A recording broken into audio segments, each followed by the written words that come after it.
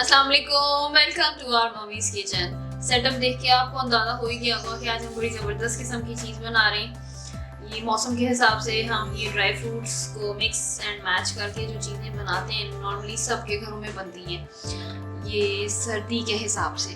तो आज हम बना रहे हैं चिक्की बादाम की, मूंगफली और तिल की। ठीक है जी, तो ये बहुत जल्दी से बन जाती हैं, क्विक सी है और बड़ी मज़े की होती है। तो इसको ज़रूर देखिएगा एंड तक और एक एक स्टेप को फॉलो कीजिएगा। इसके लिए अब मुझे चाहिए होगा बादाम है ये मेरे पास 1 कप, मूंगफली भी 1 कप है और तिल भी 1 कप है। तिल को जो है वो मैंने पहले भून लिया है। तिलों को भूनना कैसे है कि आपने फ्राइंग पैन लेना है और उसमें तिल डाल देने हैं और उसको अच्छा सा मिक्स करते रहेंगे तो वो भून जाएंगे। ठीक है, और फिर इसको आपने एक ट्रे पे पेपर पे निकाल लेना है। ठीक है, तो ये हमारे पास तिल भून जाएंगे। साथ में तीनों के लिए मुझे 1 कप गुड़ चाहिए, इसके लिए भी 1 कप और इसके लिए भी 1 कप गुड़ चाहिए। इसको मैंने तोड़ लिया। ठीक है, और ये हमारे पास 1 टेबलस्पून घी इसके लिए, 1 टेबलस्पून घी इन दोनों के लिए और 1 टेबलस्पून इन दोनों के लिए। घी लिया है मैंने देसी, अगर आप चाहें तो आप डालडा घी भी यूज़ कर सकते हैं। जो भी बनास्पति घी आपके घर में यूज़ होता है आप वो यूज़ कर सकते हैं। तो चल के बनाते हैं चिक्की। सबसे पहले हम बना रहे हैं मूंगफली वाली। इसके लिए हम घी को ऐड कर रहे हैं। 1 टेबलस्पून मेरे पास घी है। इसमें हम डाल रहे हैं गुड़।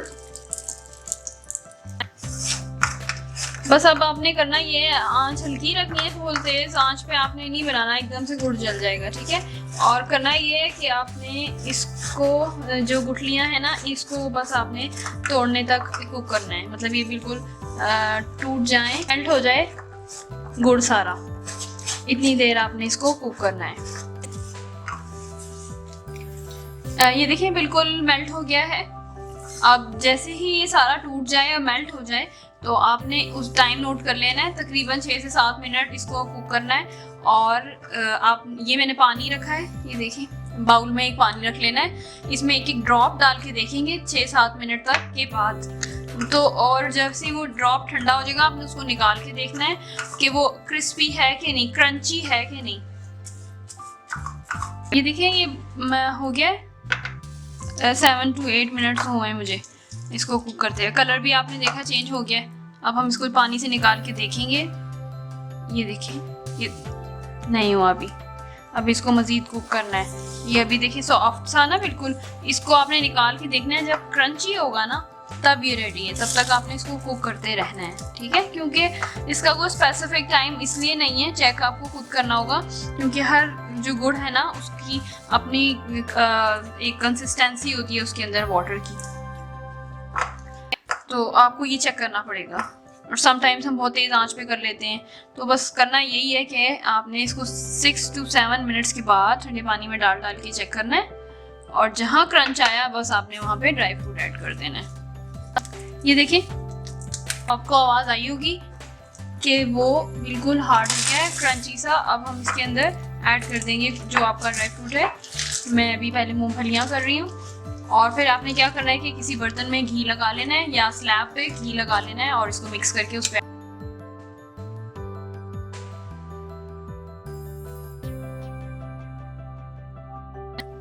जो भी आपने स्लैब या बर्तन, बेस्ट ये कि आप स्लैब ही यूज करें, लेकिन जो भी आप स्लैब या बर्तन यूज कर रहे हैं उसको आपने अच्छी तरह ग्रीस कर लेना है, घी लगा लेना है, ताकि जो है ये सेटल हो जाए। तो उसके बाद ये पता चले कि सेटल हो जाए और फिर उतरे ही ना। ठीक है, तो आपको ग्रीस करना बहुत ज़रूरी है। ये देखिए कितने अच्छा, आपने बेलन इसलिए लेना ज़रूरी है कि वो सेटल हो जाए और इवन भी। ठीक है, ये देखिए कैसी ज़बरदस्त लग रही है। इसको फॉर्म देनी है आपने,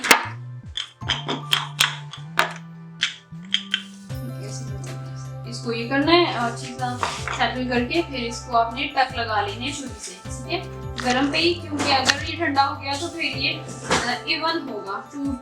क्रंच जैसे क्रंची चीज़ें होती हैं तो ये इवन नहीं होगा ऐसे, इसलिए कट्स पहले लगा लें, ड्राई हो जाएगा तो फिर ये हैंडल करना मुश्किल हो जाएगा।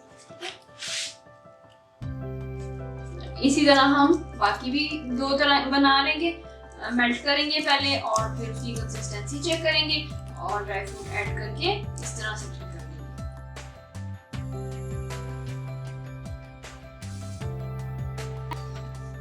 یہ مونگ پھلی کی جس طرح میں نے کی تھی سیم ٹو سیم اسی طرح آپ نے پہلے دودھ کو میلٹ کرنا ہے اور گھی کے ساتھ, اور پھر اس کے بعد جب وہ پراپر پورا میلٹ ہو جائے گا تو اپنے ٹائم نوٹ کر لینا ہے. 7 to 8 منٹ تک آپ نے اس کو کوک کرنا ہے اور پھر اس کا کرنچ چیک کرنا ہے پانی میں ڈراپ ڈال کے, اور جب وہ ڈن ہو جائے کرنچ تو آپ نے ڈرائی فروٹ ایڈ کر دینا ہے. تو اسی طرح اور پھر میں نے سلیب کو گریس کیا ہے اور اب میں نے یہ اس پہ ڈال دیا.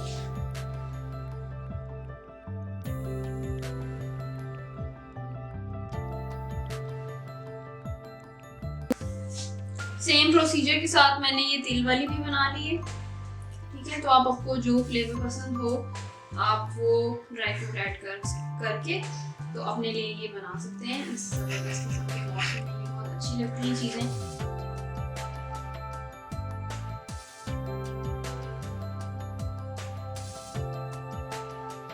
یہ ہمارے پاس تینوں فلیورز ریڈی ہیں, اس کو آپ ضرور ٹرائی کیجیے گا, فیڈ بیک لازمی دیجیے گا. Thank you so much for watching. اللہ حافظ.